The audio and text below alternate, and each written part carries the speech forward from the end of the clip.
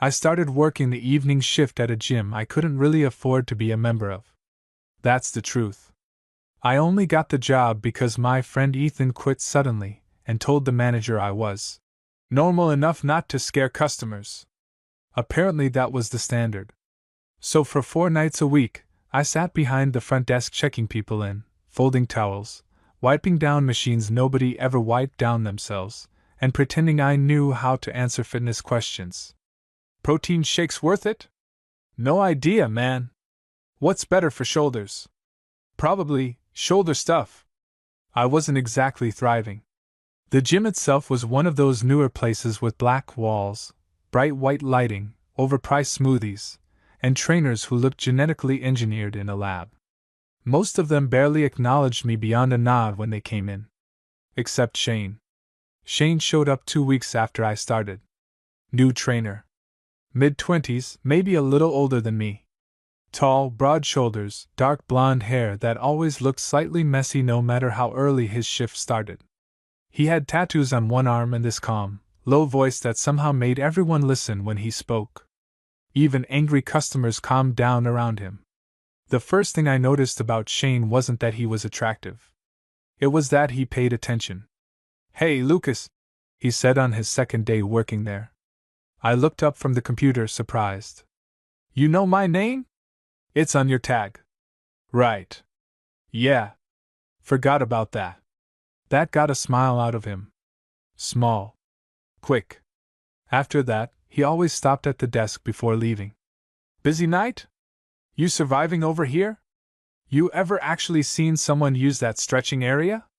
Little comments. Tiny conversations. But they became the best part of my shifts embarrassingly fast. The thing about Shane was that he didn't act like a trainer. Not the stereotypical kind, anyway. He wasn't loud or overconfident. Didn't flirt with every person who walked through the door. Half the time he looked exhausted, like he carried too much in his head even while spotting clients.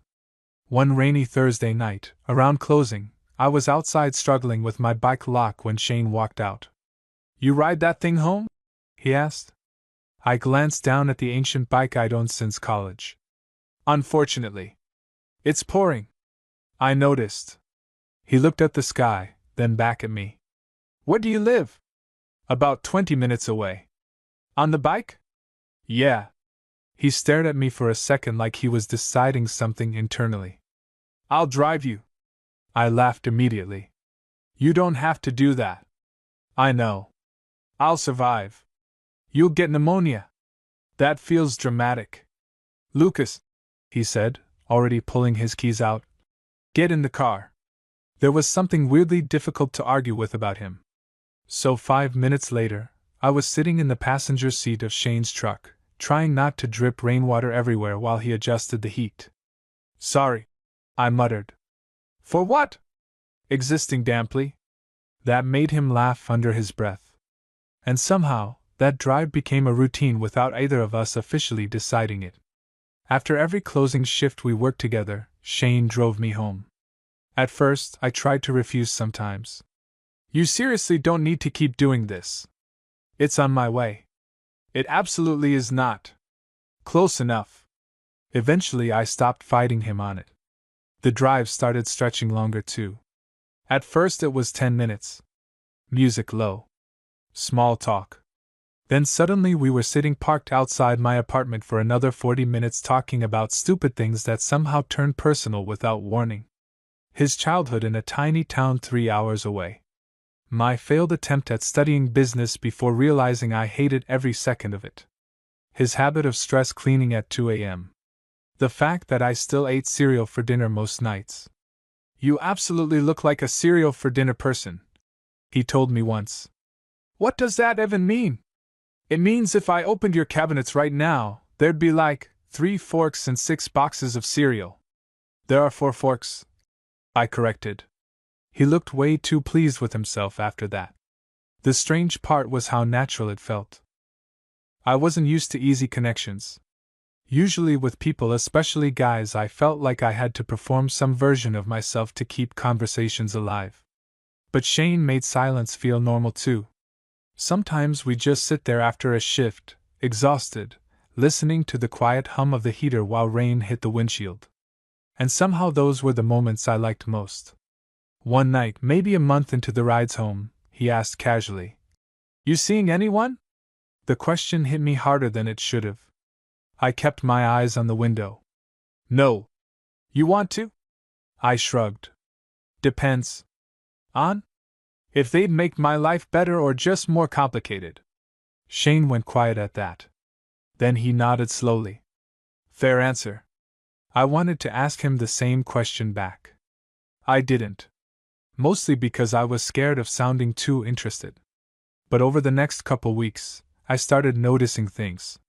The way girls flirted with him at the gym, and how politely detached he always seemed. The fact that he never talked about exes. How his expression changed any time conversations drifted toward relationships. Like there was always something he almost said and stopped himself from saying.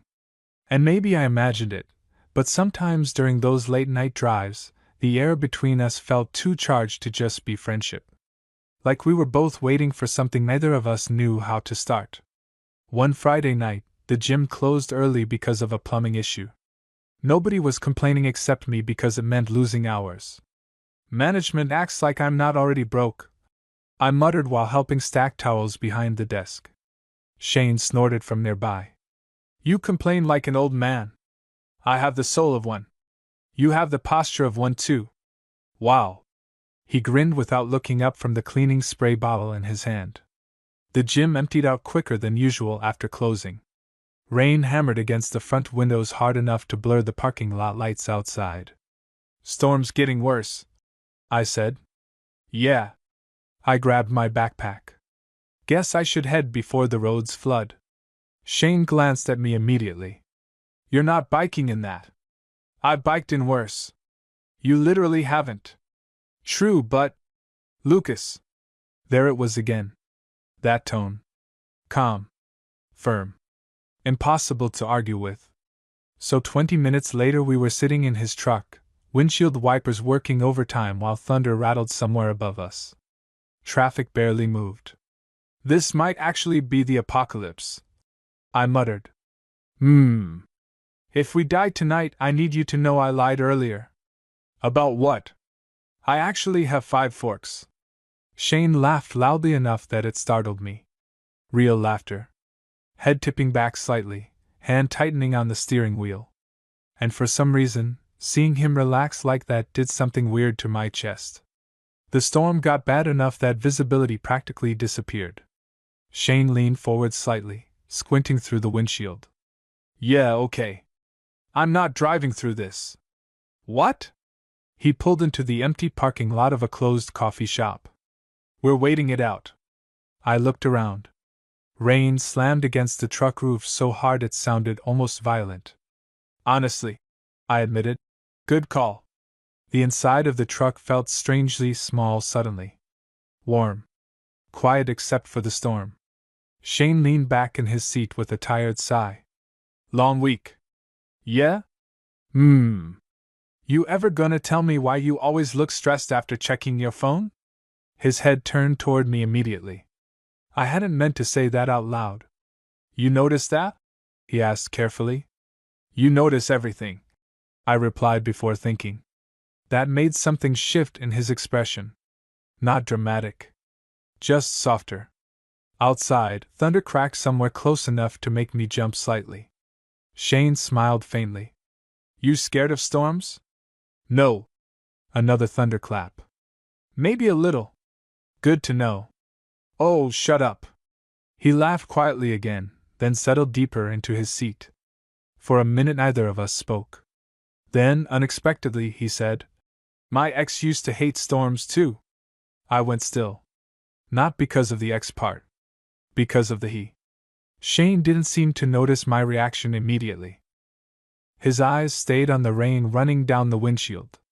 "He'd make me drive around during thunderstorms because he said sitting still made it worse." Shane continued softly. "Said movement distracted him." My heartbeat suddenly felt way too loud. I tried to sound normal when I asked, "You guys together long?" Shane was quiet for a second. "Almost 3 years." 3 years. Something warm and nervous twisted low in my stomach. Must have been serious, I said carefully. Yeah, he replied. It was. The truck filled with silence again, but this one felt different. Not awkward. Just aware. Like suddenly we were standing much closer to something real than before. Finally Shane glanced over at me. You got really quiet. I shrugged, trying to play it off casually.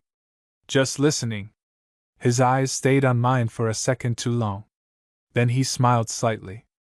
And somehow that tiny expression changed the entire atmosphere inside the truck. Like both of us understood something now that hadn't been spoken aloud before. After that night in the storm, things between me and Shane changed in a way either of us acknowledged directly. But I felt it immediately. The drives home got quieter at first. Not uncomfortable quiet. Careful quiet. Like we were both suddenly aware of how easy it would be to say the wrong thing now that the door had been cracked open. Or maybe the right thing. A few days later, I was wiping down treadmills near closing when Shane walked over holding 2 protein bars. He tossed one at me. I caught it automatically. What's this? You've eaten vending machine chips for dinner 3 nights in a row. You're stalking me. I'm observant. I looked at the protein bar packaging suspiciously. This tastes healthy, doesn't it? You say that like it's an insult. It is an insult. That got the small smile again. God, I was starting to live for those smiles. The problem with Shane was that once I knew he liked men or had, at least my brain refused to act normal about him anymore. Every glance suddenly felt loaded. Every accidental touch lingered too long in my head afterward. And Shane touched a lot, actually. Casual things I probably shouldn't have noticed so much. A hand briefly against my shoulder squeezing past me behind the desk. His fingers brushing mine when he handed me my coffee. One night fixing the hood of my sweatshirt absent-mindedly because apparently it was folded weird. None of it meant anything. Except it kind of did. At least to me. The gym manager, Denise, noticed before anybody else. She cornered me near the front desk one evening while Shane trained a client across the room. You and Tattoo Boy dating yet? She asked casually. I nearly dropped the clipboard in my hand. What? She didn't even look up from her computer. So that's a no. We're friends. We are. Denise finally looked at me then with the expression of someone watching a very predictable movie. Lucas, she said, that man looks like you personally invented quiet evenings. I stared at her. That is the weirdest sentence anyone's ever said to me. But accurate. I immediately turned toward Shane across the gym. Bad idea. Because the second I looked over, he looked up too. Like he'd felt it somehow.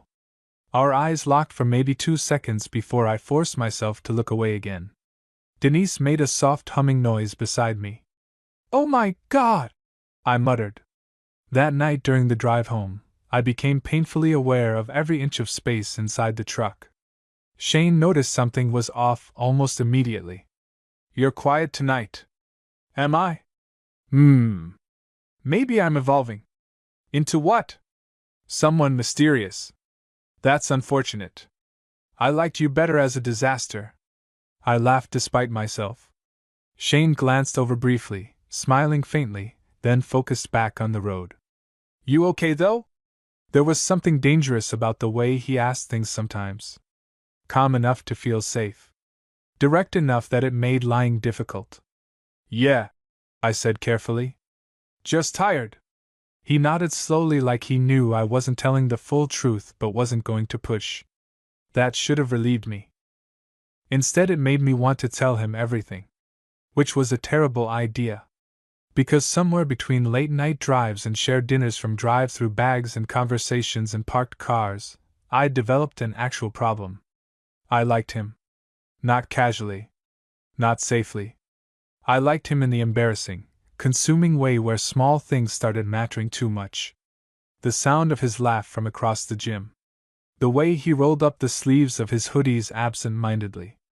How gentle his voice became whenever he talked about people he cared about.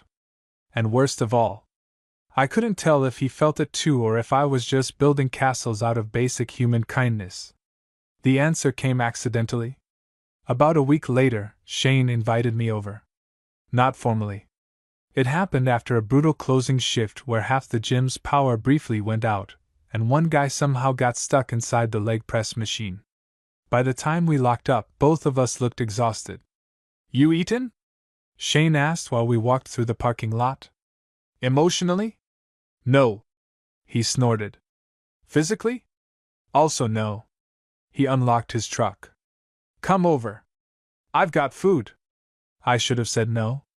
Mostly because my brain immediately interpreted, come over, as way more meaningful than it probably was. But I was tired and hungry and hopelessly gone for this man already, so instead I said, okay.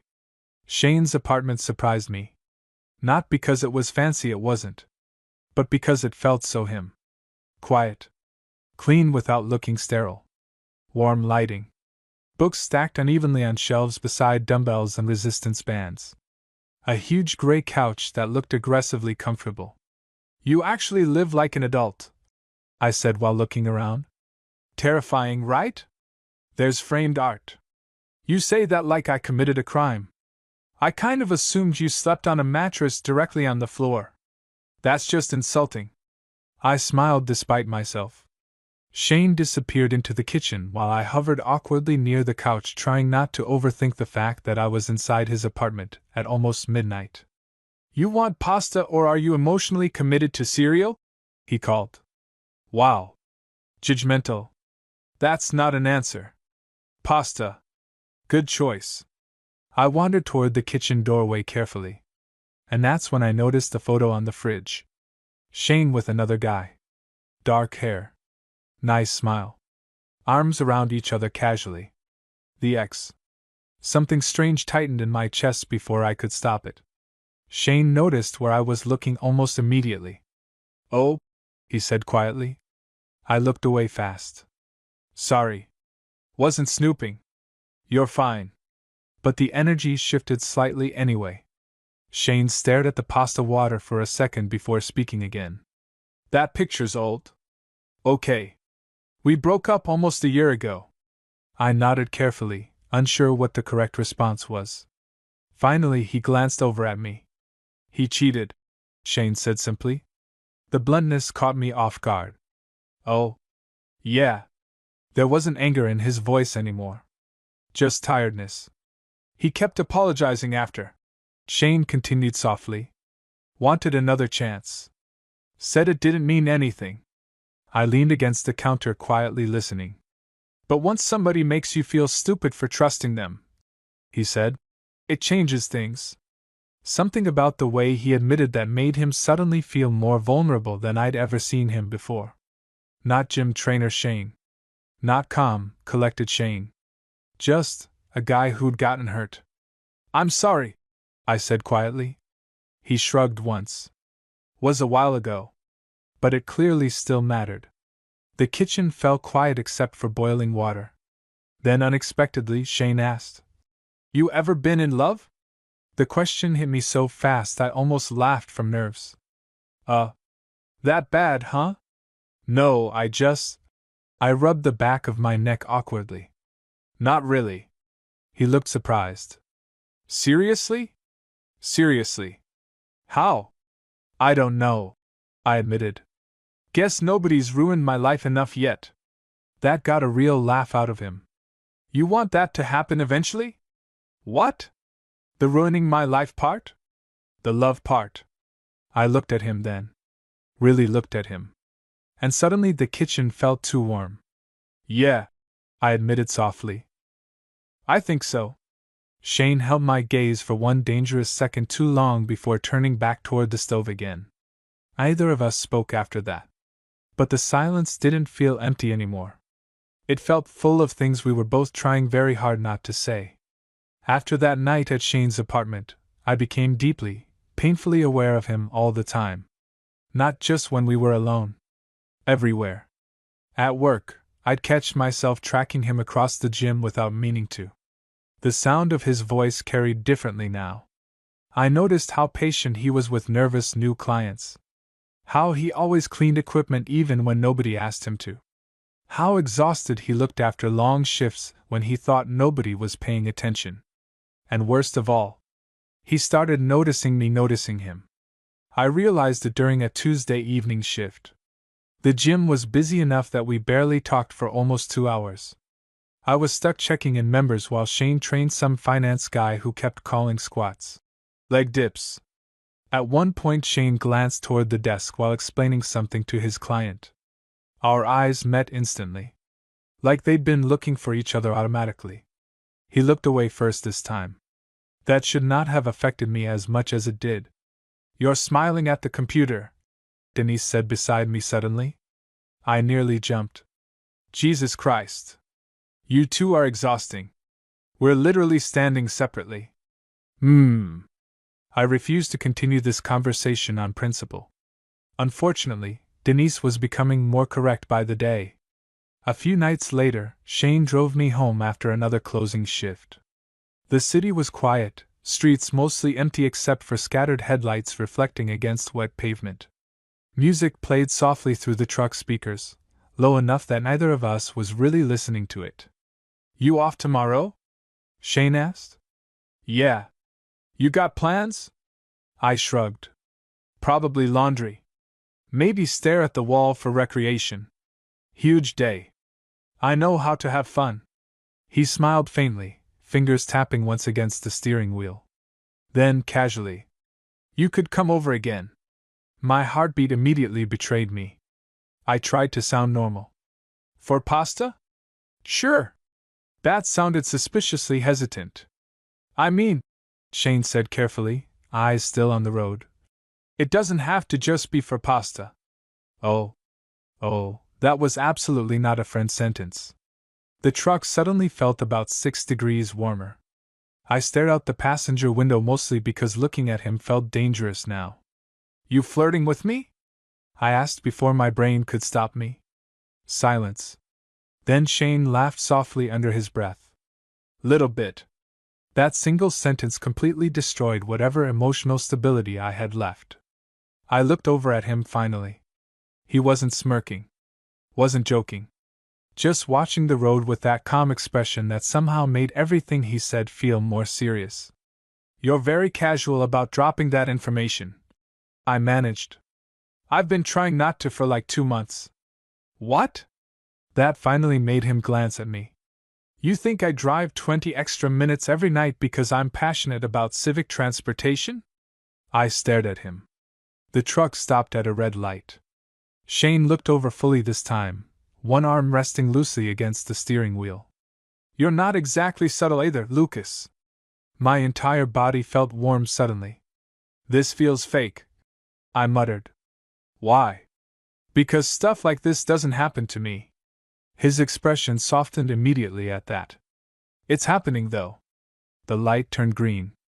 Neither of us spoke for the rest of the drive home. Mostly because I genuinely thought my heart might explode if the conversation continued. When we pulled up outside my apartment, I reached for the door handle automatically. Then stopped. Shane was looking at me. Not intensely. Not dramatically. Just openly. Like he was waiting to see what I'd do. And suddenly I understood that this moment mattered. Not because something huge was happening. Because something could. "You want to come up?" I asked quietly. Shane's eyes flicked over my face once. "Yeah," he said softly. "I do." My apartment had never felt smaller. Or messier. Or more humiliatingly full of cereal boxes. Shane noticed immediately too. "You really weren't joking," he said while looking into my kitchen cabinets. "I'm suddenly feeling very attacked. There's 7 boxes. One is basically empty. That doesn't help your case." I laughed nervously while tossing my keys onto the counter.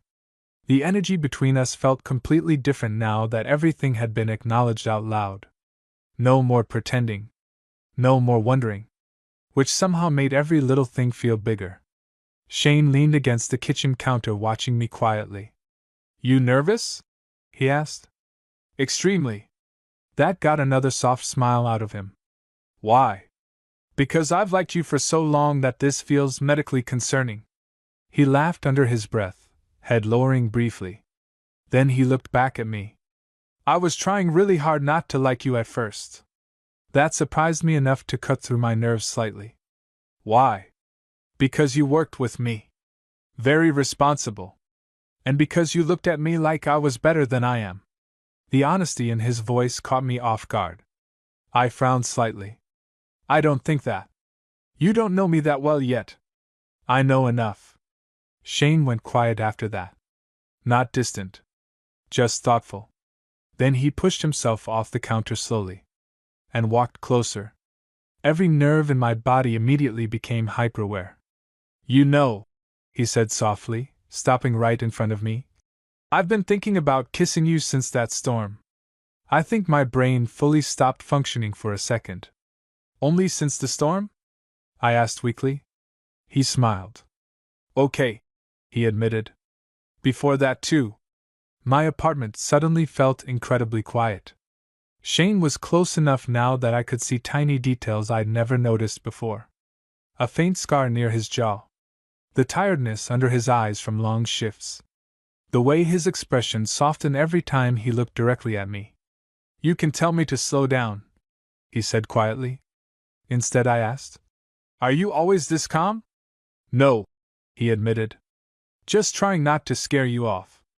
That ship sailed a while ago. Something warm flickered across his face at that. Then slowly, carefully, he reached for my hand. Just my hand. His fingers slid against mine gently, like he was giving me every chance to pull away if I wanted to. I didn't. The contact felt strangely grounding. Real. Shane looked down briefly at our hands together before meeting my eyes again. There you are, he murmured softly. The sentence hit me right in the chest. What does that mean? I whispered. He shook his head slightly like he wasn't even fully aware he'd said it out loud. But he didn't let go of my hand either. And neither did I. Shane kissed me like he was trying very hard not to rush. That's what I remember most. Not fireworks. Not some dramatic movie moment. Just warmth. Carefulness. The feeling of someone choosing to move slowly because they understood exactly how much the moment mattered. His hand stayed wrapped around mine the entire time. And honestly, that somehow affected me more than the kiss itself. When he pulled back slightly, my brain still hadn't fully caught up. You okay? He asked softly. I stared at him for a second. I think my soul just left my body a little. That made him laugh quietly, forehead dropping briefly against mine. Good, he murmured. That sounded evil. Maybe a little. I could feel how nervous he actually was underneath the calmness now. The slight tension in his shoulders. The way his thumb kept moving absently against my hand like he needed grounding too. Which weirdly helped. Because if Shane the composed, impossible to read Shane was nervous too, maybe I wasn't completely losing my mind. You know, I said carefully, you hide panic surprisingly well. He looked genuinely confused. Panic? You're telling me you're not freaking out right now? Oh, I absolutely am. That startled a laugh out of me. Shane smiled at the sound immediately, like he couldn't help it. I just have more practice pretending I'm calm, he admitted. Why? He hesitated slightly. Then, because most people expect me to be. That answer stayed with me. There was something lonely hidden inside it. Before I could think too hard about that, Shane glanced around my apartment again. So, he said lightly, is this the part where you offer me something to drink? I have tap water and emotional issues. Perfect. My favorites. I laughed, and finally stepped away toward the kitchen mostly because I needed a second to breathe normally again. Shane followed slower, leaning casually against the counter while I grabbed 2 glasses. The atmosphere had changed completely now. Softer somehow. More open. Like we'd crossed some invisible line and neither of us wanted to step back over it. You know what's weird? I admitted while filling the glasses. I thought once this happened, everything would suddenly feel less tense. And it's worse. Shane grinned slightly. Yeah. That part sticks around for a bit. You seem suspiciously experienced. I've kissed people before, Lucas. Okay, rude.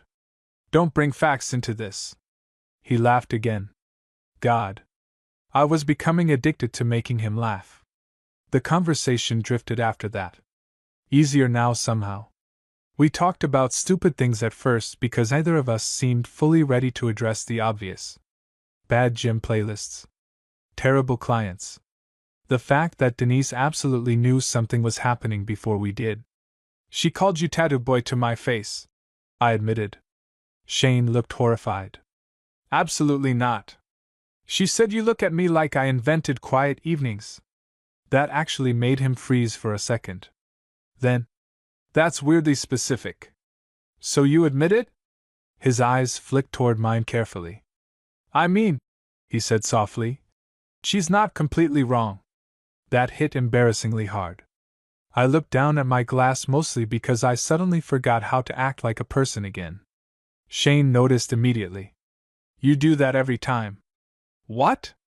Look away when somebody says something honest to you. I frowned slightly. No, I don't. You literally just did. Well, now I'm doing it out of spite. He smiled softly. Then, after a quiet second, you really don't see what people see in you, huh? The question caught me off guard enough that I looked back up automatically. What's that supposed to mean? Shane shrugged lightly, but his expression stayed serious. You act like caring about you is surprising. Nobody had ever said something like that to me before. At least not so directly. I tried joking my way out of the sudden tightness in my chest. Well, I muttered, my personality is mostly built out of anxiety and cereal. Lucas. The way he said my name made me stop talking instantly. Not sharp. Not frustrated. Just firm in that gentle way he had sometimes. You're allowed to let people like you, he said quietly. The apartment went very still. Because suddenly this conversation wasn't really about flirting anymore. It was about me. About the parts of myself I usually kept hidden under jokes. And somehow Shane kept seeing straight through them anyway. I swallowed hard and looked down at my hands. That's harder than it sounds. I know. You do? Shane leaned back against the counter slightly, eyes lowering for a second. My ex-cheating messed me up more than I usually admit, he said quietly. Not because he left. Because afterward I kept wondering what was wrong with me that made it so easy. Something in my chest twisted painfully at the honesty in his voice. But eventually, he continued softly, I realized somebody hurting you usually says more about them than you. I looked at him carefully. You actually believe that? Some days better than others. That felt real enough that I believed him. Silence settled again. But this time it wasn't nervous silence. It felt closer. Like every honest thing we admitted pulled us slightly nearer to each other without either of us trying. Shane glanced toward the clock eventually, and sighed quietly. It's late. The disappointment I felt was immediate, and probably visible too because his expression softened again. I should go, he added. Yeah. Neither of us moved. Then Shane smiled slightly like he noticed that too. You gonna make this difficult for me? Probably. Cool. He stepped closer again slowly. And this time when he kissed me, it felt different. Less tentative. Still careful. Still warm. But more certain now. Like both of us understood this wasn't just almost becoming something anymore. It already was. The next shift we worked together was unbearable. Not bad unbearable. Worse. The kind where every normal interaction suddenly feels charged because now you know exactly what's sitting underneath it. I walked into the gym already hyper-aware of Shane before I even saw him. And the second I did see him, it got dramatically worse. He was near the free weights helping a client, sleeves pushed up, focused expression in place. Completely normal. Completely professional. Then he looked up. And smiled at me automatically. Not big. Not obvious. But different enough that my stomach flipped instantly. Oh no! Denise muttered beside me from the front desk. I blinked. What? You two kissed? I nearly choked on air. Excuse me? Please never say that sentence to me again. So I'm right. I refused to answer on legal grounds. Unfortunately, my face apparently answered for me. Denise looked delighted. Finally. Jesus Christ. Can you act normal about this? No. Then she walked away humming to herself while I contemplated quitting my job and changing my identity. The worst part was Shane clearly knew something had happened. Not because Denise said anything. Because he kept catching my eye from across the gym and looking like he was trying not to smile. Which honestly felt unfair. Around halfway through the shift, he walked over to the desk holding his water bottle. You good? He asked casually. No. His mouth twitched immediately. Why not? Because apparently Denise has developed psychic abilities. That got a quiet laugh out of him. She say something? She said, and I quote, you two kissed. Shane actually looked impressed. Damn. You're enjoying this way too much. A little bit. I glared at him weakly. He leaned one arm against the desk slightly closer than necessary. You regret it? He asked quietly. The sudden seriousness in his voice caught me off guard. I looked up at him immediately. No, I said honestly. Something relaxed in his face right away. Good, he murmured. Then, before I could recover emotionally from that expression, one of his clients called his name from across the room. Shane straightened again reluctantly. Closing shift tonight? He asked. I'll wait for you. That sentence stayed in my head for the next 4 hours. I'll wait for you. Nobody had ever really said things like that to me before. Not casually. Not like it was obvious. By the time we locked up that night, I felt restless in a way I couldn't fully explain. Shane noticed immediately once we got into the truck. You've been in your head all evening. I stared out the window. Sorry. Don't apologize. Easy for him to say. He looked calm. Grounded. Meanwhile, I felt like every emotion inside me was trying to happen simultaneously. You ever feel? I started slowly. Like something's going too well and your brain starts preparing for disaster automatically? Shane was quiet for a second. Yeah, he admitted softly. All the time. I looked over at him, slightly surprised by how quickly he answered. He kept his eyes on the road. My dad used to call it waiting for the other shoe to drop, he said. Like if you get too comfortable, life notices. That's exactly it. The truck fell quiet again. Then unexpectedly Shane reached over and rested his hand briefly against my knee. Just for a second. Grounding. I'm not planning on disappearing, he said quietly. The honesty in his voice hit somewhere deep in my chest. Because that was the fear underneath everything else, wasn't it? Not just rejection. Loss. The possibility that this would become important to me and then vanish. You barely know me, I admitted softly. Shane smiled faintly. Lucas, I've spent 2 months driving you home while you tell me stories about customers you hate and argue passionately about breakfast cereal. That's fair. I know you. The way he said it made me believe him a little. When we reached my apartment this time, either of us moved to get out immediately. Rain tapped softly against the windshield again, not storming like before. Just steady. Shane leaned back slightly in his seat, watching me carefully. What? I asked nervously. You're doing the thing again. What thing? Thinking yourself into panic. Rude part was he wasn't wrong. I exhaled slowly and dropped my head back against the seat. Sorry. I'm not good at this. At what? This. I gestured vaguely between us. Somebody actually liking me. Shane went very still after that. Then quietly. Who made you feel hard to like? The question hit harder than I expected. Because there wasn't one dramatic answer. Just years of small things. People leaving. Friends fading. Being too much for some people and not enough for others. I shrugged carefully. Nobody specifically. Shane looked at me for a long moment like he didn't fully believe that. Then he said something that completely undid me. Well, they were wrong. Simple sentence. Quietly said. But something in my chest cracked wide open anyway. I looked away immediately because suddenly my eyes burned embarrassingly bad. Hey, Shane said softly. I'm fine. You're absolutely not. I laughed weakly despite myself.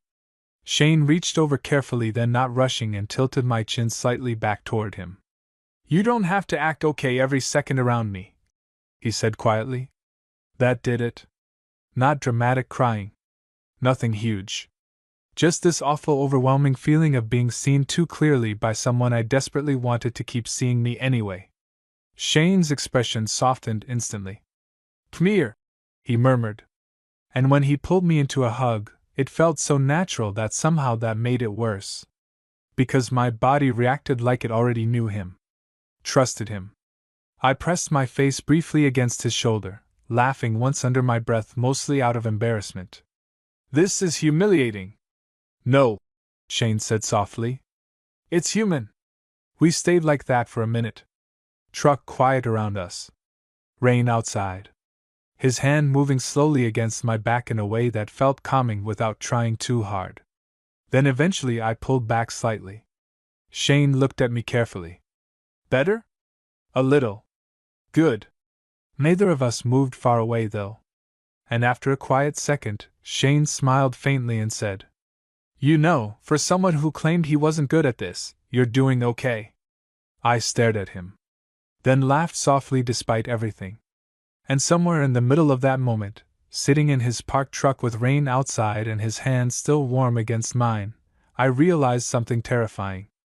I was already falling in love with him. Falling in love with Shane was not dramatic at first. That's the dangerous thing about it. It happened quietly. In pieces. The way he always remembered what energy drink I liked and grabbed one for me before shifts. How he texted me after I got home even if he just dropped me off 10 minutes earlier. You alive? Barely. Good. Would have been inconvenient if you died. Very romantic. I'm trying my best here. Little things. But eventually enough little things become something huge. About a week after the rainstorm conversation in his truck, Shane started staying longer at my apartment after drives home. Not overnight. Just longer.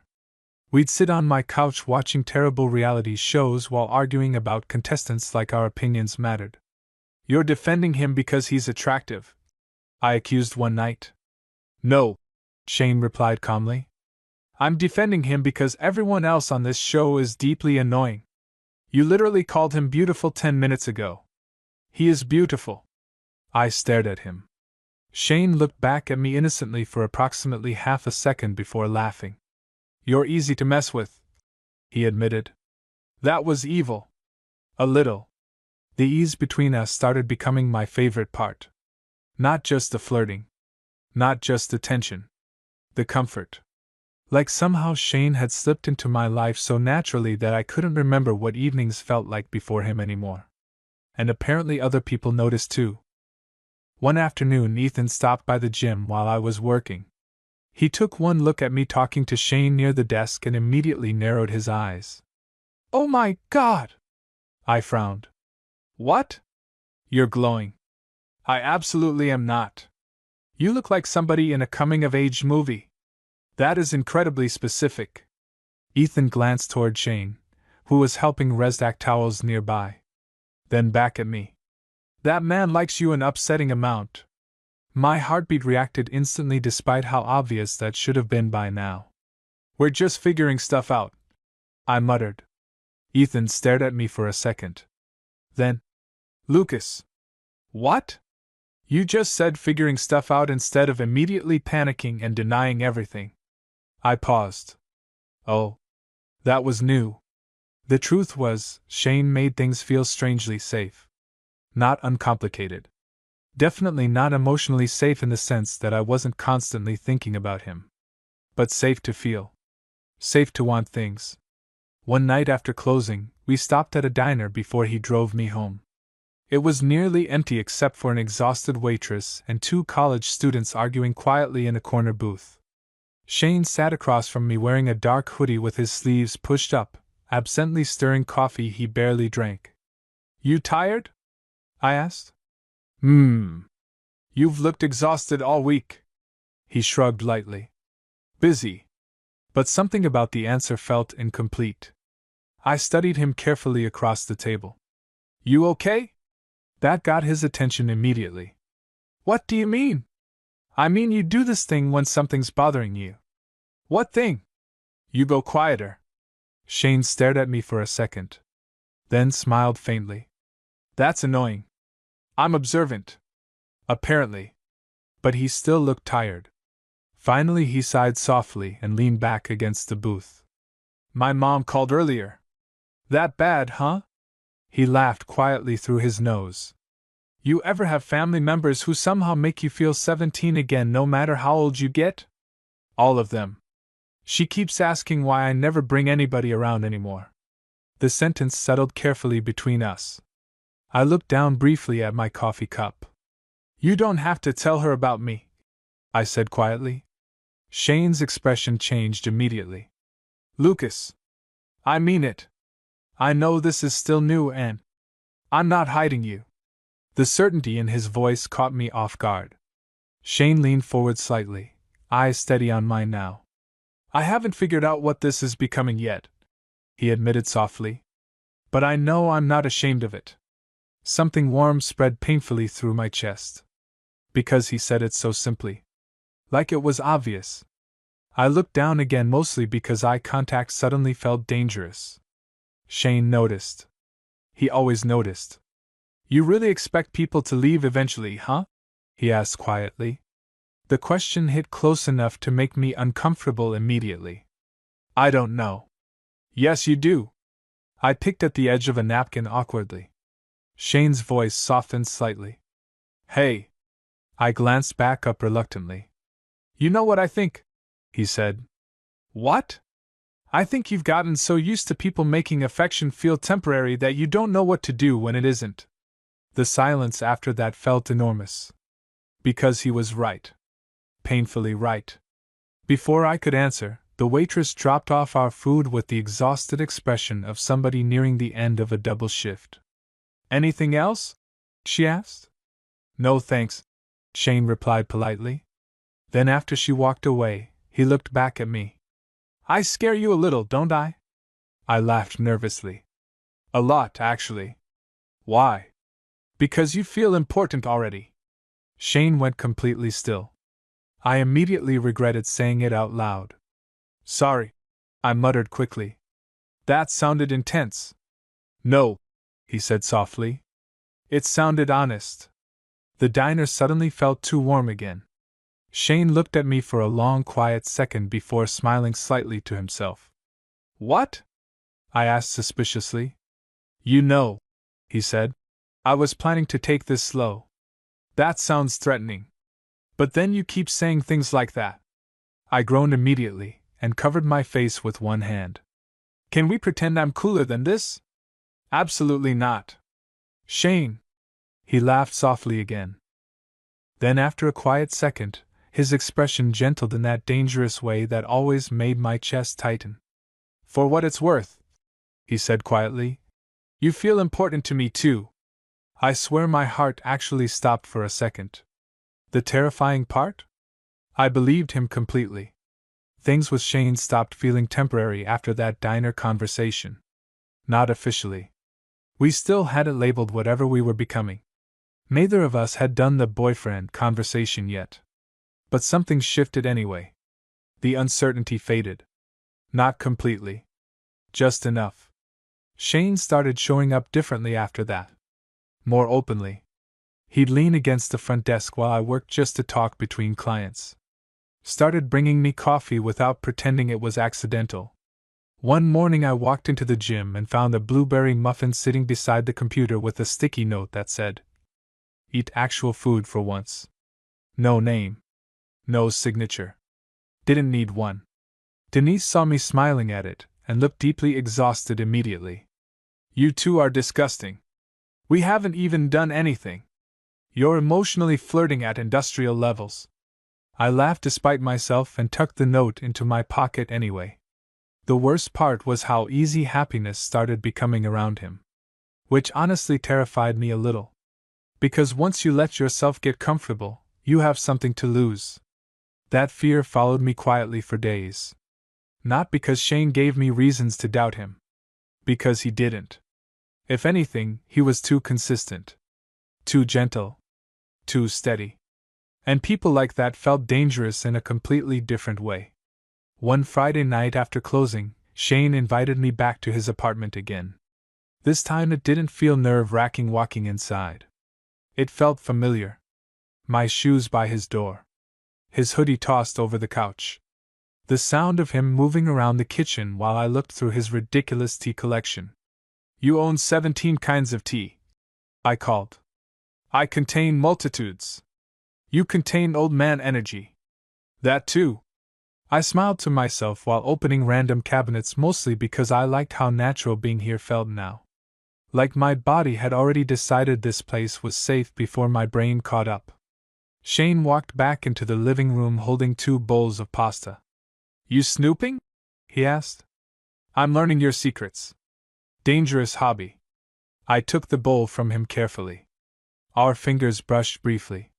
Still affected me every single time. We settled onto the couch with some random movie playing mostly as background noise. About halfway through, Shane stretched one arm across the back of the couch behind me casually.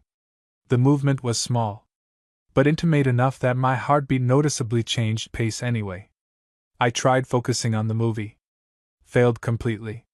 You're thinking too loud again, Shane murmured. I hate that you can tell. He smiled slightly without looking away from the TV. You get this crease between your eyebrows. Oh good. Love that for me. It's cute. I looked over at him immediately. Shane met my eyes calmly, like saying things like that didn't affect him at all. Which was unfair because they absolutely affected me. You can't just say stuff like that casually, I muttered. Why not? Because then I malfunction. That got a quiet laugh out of him. Then after a second, his expression softened slightly. You know what I like about you most? He asked. I stared at him suspiciously. That sounds dangerous already. You feel everything honestly. The answer caught me off guard enough that I went quiet immediately. Shane continued before I could deflect. You care honestly. Laugh honestly. Panic honestly. His mouth twitched faintly. You don't know how to be halfway invested in anything. Nobody had ever described me like that before. At least not like it was something good. I looked down at my bowl quietly. My ex used to say I was too sensitive, I admitted before thinking better of it. The atmosphere shifted instantly. Shane's expression tightened slightly, not angry. Just focused. He was wrong. I shrugged awkwardly. Maybe. No. Shane set his bowl down on the coffee table. Lucas, feeling things deeply isn't a flaw. It becomes one when people get tired of it. Something moved across his face at that. Not pity. Something sadder. He turned toward me more fully now. Who taught you that loving you takes too much effort? The question landed hard enough to make my chest ache unexpectedly. Because again, there wasn't one answer. Just accumulated years of feeling slightly out of place in people's lives. Like I always cared a little harder than they did. I laughed quietly to break the tension. You really like emotionally cornering me, huh? Only because you dodge everything with jokes. That's my personality.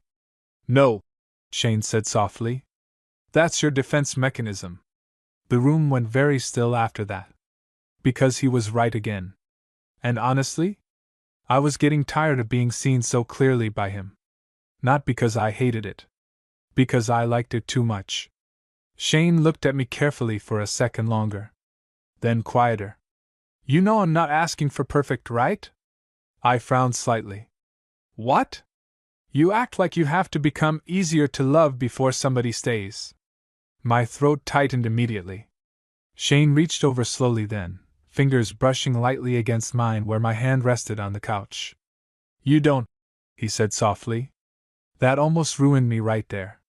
Because he said it so simply. Like it was obvious. Like he couldn't understand why I'd ever believe otherwise. I swallowed hard and looked away before he could fully see how much the words affected me. Unfortunately, Shane just moved closer instead. Hey. You're doing it again. What? Trying not to be affected. I laughed weakly under my breath. I'm failing pretty badly. His shoulder pressed lightly against mine now. Warm. Steady. I like you exactly like this, Shane murmured quietly. The honesty in his voice hit me straight in the chest. And before I could overthink myself out of it, I turned toward him. Shane kissed me immediately this time. Like he'd already been thinking about it too. Slow at first. Familiar now. His hand sliding gently against my jaw while the movie played forgotten somewhere in the background. And for the first time in a very long time, I stopped waiting for something to go wrong. Just for a minute. I let myself be happy instead. A few days later, Shane introduced me to his mom. Accidentally? At least I think it was accidentally. We were sitting in his apartment on a Sunday afternoon, while he meal prepped chicken and rice like a deeply committed gym stereotype. I was helping, which mostly meant stealing pieces of bell pepper and criticizing his music choices. This playlist sounds like an expensive candle store. You're uncultured. You listen to songs where women whisper emotionally over piano. And, before I could continue insulting him properly, his phone rang on the counter. Shane glanced at the screen. Then sighed immediately. Your mom? I guessed. How'd you know? You just developed the expression of a tired father of three. Accurate. He answered anyway, balancing the phone between his shoulder and ear while stirring something on the stove. Hey, Mom. I tried very hard to focus on the peppers and not eavesdrop. Failed instantly. No, I ate already. Pause. Yes, vegetables count. Longer pause. I heard a woman's voice faintly through the speaker saying something too muffled to understand. Then Shane glanced toward me automatically before looking away again. My stomach immediately flipped. No, he said carefully. I'm not alone. Oh no. I looked down at the cutting board so fast I almost gave myself whiplash. Another muffled question. Shane rubbed one hand down his face. Mom. I could literally hear the smile in her voice even through the phone speaker. And suddenly Shane was laughing quietly under his breath.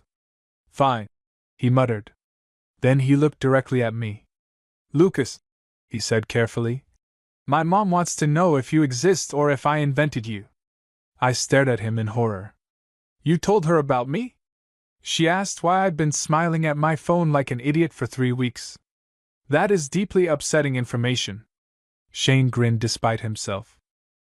Then before I could panic properly, he held the phone slightly toward me. You don't have to talk to her, he said quickly. She's just nosy. From the speaker came. I heard that, Shane. I laughed helplessly before I could stop myself. And apparently that was enough because suddenly his mom gasped dramatically. Oh, he's real. I buried my face in my hands immediately while Shane laughed louder. This is humiliating. You're doing great, Shane said, visibly entertained. Eventually, against my better judgment, I took the phone. Hi, I said nervously. Lucas, his mom replied warmly. Thank God. I was starting to think my son joined a cult or something. I choked on a laugh. Behind me, Shane looked deeply offended. Why is that your first assumption? You bought indoor plants voluntarily last month. That proves nothing. His mom ignored him completely. You work with him, right? Yeah. How are you surviving? Okay, well, Shane muttered. I smiled helplessly into the phone. And somehow, within 5 minutes, his mom had already asked if I was eating enough and warned me that Shane overcooks chicken when he's stressed.